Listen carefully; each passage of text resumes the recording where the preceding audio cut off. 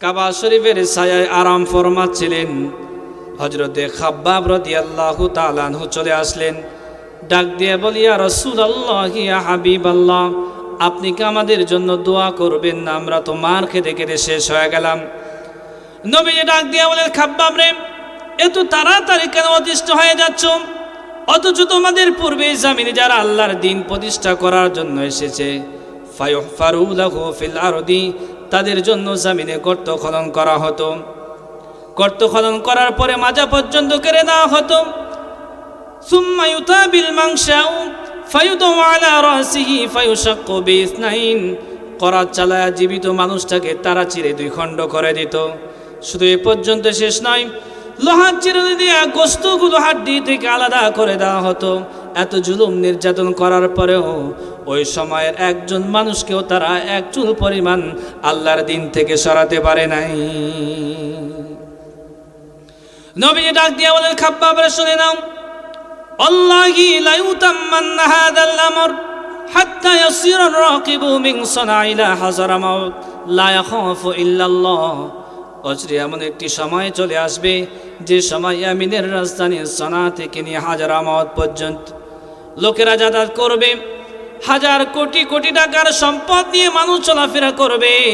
তাদের সম্পদের পাহারাদার হয়ে দাঁড়াবে। সুন্দরী রমণীরা রাতের বেলায় একাকিনী চলাফেরা করবে, তাদের সতীত্বের পাহারাদার হয়ে দাঁড়াবে। লা ইয়াখাফু ইল্লাল্লাহ, তাদের মনের ভিতরে আল্লাহর ভয় ছাড়া কোনো ভয় থাকবে না। ইসলামী সমাজ তার গ্যারান্টি দিবে, ঠিক কিনা? আজ থেকে ১৫০০ বছর পূর্বে এ জামিনে এমন একটি সময় অতিবাহিত হয়েছে যে সময় নারীরা একাকিনী চলাফেরা করতে পারত। যে বখাটে যুবক নারীদের ওড়না ধরে টান দিত, একটা কন্যা সন্তান জন্মগ্রহণ করেছে, জীবিত অবস্থায় যাকে কবর দেওয়া হতো, ওই যুবকেরা আল্লাহর কোরআনের কাছে আত্মসমর্পণ করার কারণে আপনার মেয়ে, আপনার স্ত্রী, আপনার বোন পড়াশোনা করতে গিয়েছে কলেজে, বিশ্ববিদ্যালয়, ইউনিভার্সিটিতে। বিশ্ববিদ্যালয়ের মনোগ্রামে সিলেবাসে ইকরা বিসমি রাব্বিকাল্লাযী খলাক না থাকার কারণে আপনার মেয়েটা পড়াশোনা করতে গিয়েছে, সহপাঠীদের হাতে ধর্ষণের শিকার হয়েছে। এমন নজিরে দেশে আছে না নাই? আপনার ছেলে পড়াশোনা করতে গিয়েছে, মানুষের মতো মানুষ হবে, দেশ ও জাতির কল্যাণে কাজ করবে। ওই বিশ্ববিদ্যালয়ে ইকরা বিসমি রাব্বিকাল্লাযী খলাক না থাকার কারণে আবরার ফাদের মতো লাশ হয়ে বাড়িতে ফিরে এসেছে। এমন নজিরে দেশে আছে না নাই? আমি বলতে চাই, এদেশ যদি আল্লাহর কোরআন দ্বারা পরিচালিত হয়ে যায়, সংসদ ভবনে যদি আল্লাহর কোরআন প্রতিষ্ঠিত হয়ে যায়, সমাজ থেকে অন্যায়, দুর্নীতি, রাহাজানি বন্ধ হয়ে যাবে। কেমন রাহাজানি বন্ধ হবে? আল্লাহর কোরআন দ্বারা যদি দেশ পরিচালিত হয়, তাহলে বখাটে যুবকেরা কেমন হবে? যে যুবকের কারণে, যে সন্ত্রাসের কারণে আপনার পরমা সুন্দরী মেয়েটা একাকিনী বাড়ির বাইরে বের হতে পারে নাই, হয়তোবা টিস দেবে, নয়তোবা অ্যাসিড নিক্ষিপ্ত করে জীবনটা শেষ করে দেবে। ওই বখাটে যুবক যখন আল্লাহর কোরআনের কাছে আত্মসমর্পণ করেছেন, কোরআনের কাছে আত্মসমর্পণ করার কারণে ওই বখাটে যুবকের দায়িত্ব হয়ে গেছে বাড়িতে নিরাপত্তার সাথে আপনার মেয়েটাকে পৌঁছায় দেবে, ঠিক কিনা? আমাদের জীবনটা ভুলে ভরা জীবন। আমরা অনেক বেশি অপরাধ করেছি, এত বেশি অপরাধ করেছি, আপনার আমার চাইতে বড় অপরাধী পৃথিবীতে কেউ নাই। আল্লাহ তো হলেন রাহিম, আল্লাহ হলেন রহমান। কিয়ামতের দিন রাহিম এবং রহমান নামের ওসিলা আপনাকে আমাকে মাফ করে দিবেন। প্রিয় ভাইয়ের আমার, গভীর মনোযোগ। আমি যে কথাটি বলছিলাম, আজকের এই তাফসিরুল কোরআন মাহফিল হয়তো আপনার আমার জন্য নাজাতের ওসিলা হয়ে যেতে পারে। কেমন নাজাতের ওসিলা হয়ে যেতে পারে? কিয়ামতের ময়দানে সেই দিনটা হবে ৫০,০০০ বছরের একটা দিন। ৫০ আলফা সানাতিম মিম্মা তাউদ্দুন। মানুষ বড় পেরেশান হয়ে যাবে, না জিহ্বাটা চলে না বিস্তল পর্যন্ত চলে আসবে। পুরো ময়দানে শুধু পানি পানি করে চিৎকার দেবে। আল্লাহ রাব্বুল আমিন বলেন, ওই কাল কিয়ামতের ময়দানে, পুরো হাসরের ময়দানে সবাই পানি পানি করে চিৎকার দিবে। সমস্ত নবী এবং উম্মতেরা বলবে ইয়া নাফসি ইয়া নাফসি। শুধু বিশ্ব নবী মুহাম্মদুর রাসূলুল্লাহ সাল্লাল্লাহু আলাইহি ওয়াসাল্লাম বলবে ইয়া হাবলি উম্মতি। কিয়ামতের ময়দানে ইয়াউমা ইয়াফিরুল মারউ মিন আখিহি ওয়া উম্মিহি ওয়া আবিহি ওয়া সাহিবাতিহি ওয়া বানি। একটি নেকির জন্য আপনি চলে যাবেন জনম দুঃখী মায়ের কাছে। মা বলবে কে গো তুমি? দুনিয়াতে আমার সন্তান সন্ততি নেই, আমার তো বিয়ে হয় নাই, সন্তান পাবো কোথায়? একটি নেকির জন্য আপনি আপনার জনম দুঃখী মায়ের কাছে যাবেন। মা আপনার পরিচয় দেবে না, মা পরিচয় নেবে না, অথচ আপনি দুনিয়াতে এসেছেন। মা আপনার আমার জন্য কম কষ্ট করে নাই। আধুনিক চিকিৎসা বিজ্ঞান প্রমাণ করেছেন একজন সন্তান মায়ের পেটের ভিতরে লালন পালন করার জন্য মাত্র 10 ইঞ্চি পরিমাণ জায়গা থাকে। কত ইঞ্চি? একটু জোরে বলেন। 10 ইঞ্চি পরিমাণ জায়গা থাকে। সন্তানের বয়স যখন 7 মাস 1 দিন হয়ে যায়, ইউরোপ আমেরিকা চিকিৎসা বিজ্ঞানীরা প্রমাণ করেছে সন্তানের বয়স যখন মায়ের পেটের ভিতরে 7 মাস 1 দিন হয়ে যায়, ওই সন্তানটা মায়ের পেটের ভিতরে 10 ইঞ্চি হয়ে যায়। এর মানে হলো সন্তান বড় হওয়ার জন্য মায়ের পেটের ভিতরে বিন্দু পরিমাণ জায়গা থাকে না। সন্তান ক্রমান্বয়ে বড় হতেছে। সন্তান যখন 15 ইঞ্চি লম্বা হয়ে যায়, সন্তানের পাও 2খানা মায়ের কলিজার নিচে সেট করে দেওয়া হয়। সন্তানের পাও 2খানা মায়ের কলিজার নিচে সেট করে দেওয়ার কারণে মায়ের কলিজাটা কমপক্ষে 5 ইঞ্চি উপরে উঠে যায়। আধুনিক চিকিৎসা বিজ্ঞান প্রমাণ করেছেন যে সন্তান মায়ের পেটের ভিতরে সবচাইতে কম নড়াচড়া করেন, এমন একটি সন্তান মায়ের পেটের ভিতরে মায়ের কলিজায় কমপক্ষে 4500 পাও দ্বারা লাথি মারেন। সন্তানের পাও থাকে মায়ের কলিজার দিকে, সন্তানের মাথা থাকে মায়ের জরায়ুর দিকে। ও মুসলমান ও যুবক ভাইরা, মা তোমার আমার জন্য কম কষ্ট করে নাই।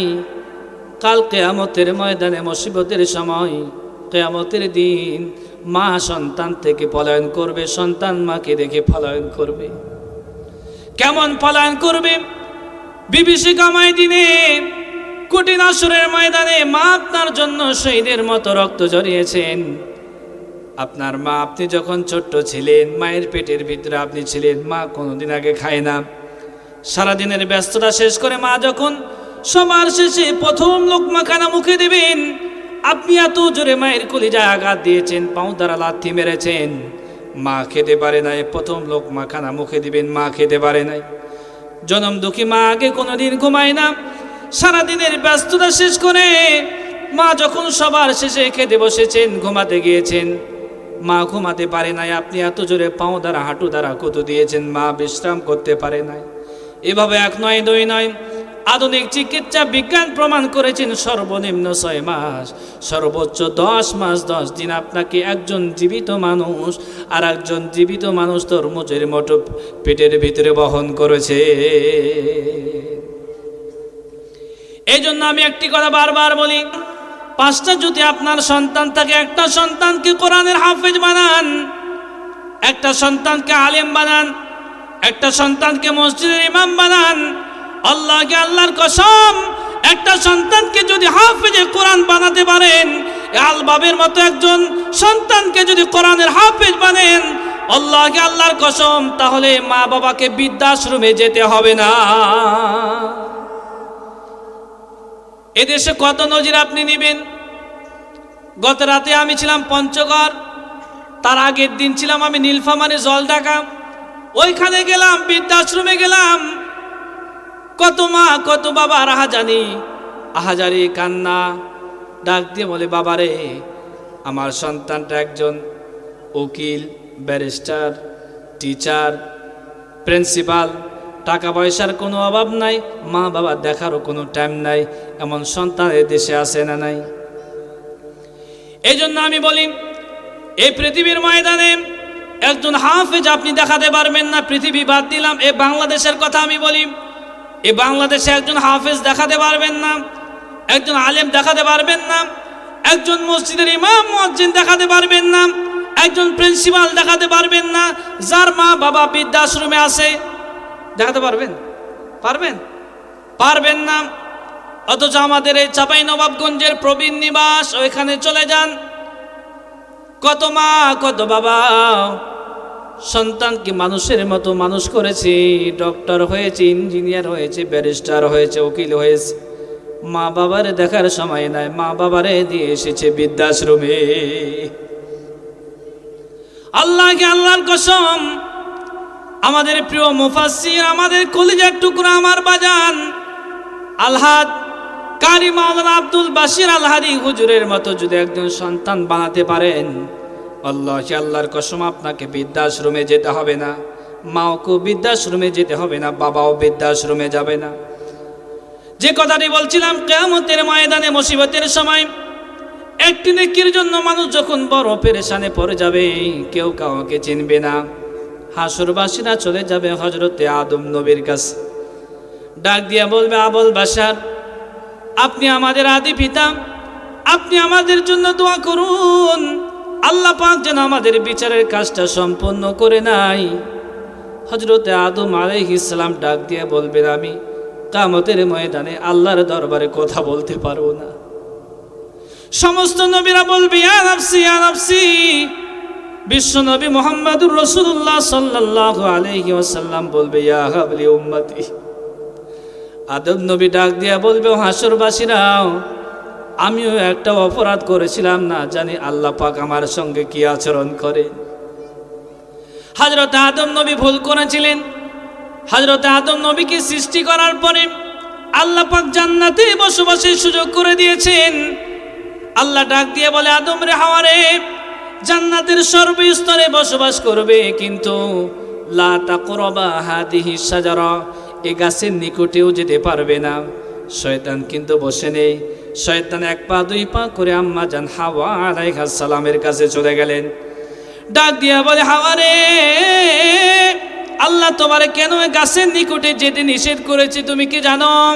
তুমি যদি গাছের নিকটে যেতে পারো, আল্লাহ কোনোদিন তোমার জান্নাত থেকে বের করে দেবে না।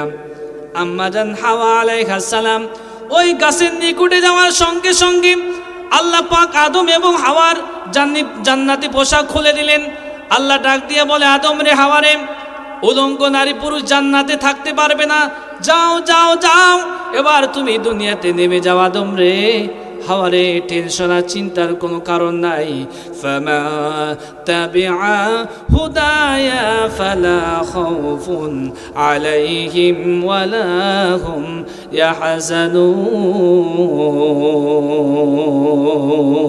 ইয়াহজানুন। কি আল্লাহু আকবার বলা কি নিষেধ আছে নাকি? লাগায় নিষেধ আছে ভাইরা আমার। 2024 সালে 5ই আগস্টের পরেও যদি আল্লাহু আকবার বলতে কষ্ট হয়, বুঝতে হবে ইমানে ক্যান্সার হয়েছে, ঠিক কিনা? প্রিয় ভাইরা আমার, আমি সেই দিকে যেতে চাই না। যে কথা বলতেছিলাম, আল্লাহ ডাক দিয়ে বলেন, ফামা তাবিআ হুদায়া ফালা খাউফুন আলাইহিম ওয়ালা হুম ইয়াহজানুন। আদম রে, হাওয়া রে, চিন্তার কোনো কারণ নাই। আমি আল্লাহ তোমাদের ভুলের কারণে দুনিয়াতে তোমাদেরকে পাঠিয়ে দিয়েছি। তোমাদের কাছে সিলেবাস যাবে, হেদায়েতের পথ নির্দেশিকা যাবে। তোমরা যদি সংবিধান মেনে নিতে পারো, যে ভুলের কারণে জান্নাত থেকে বের করে দিয়েছি, ওই হারানো জান্নাত আবার তোমাদেরকে ফেরত দিয়ে দিব।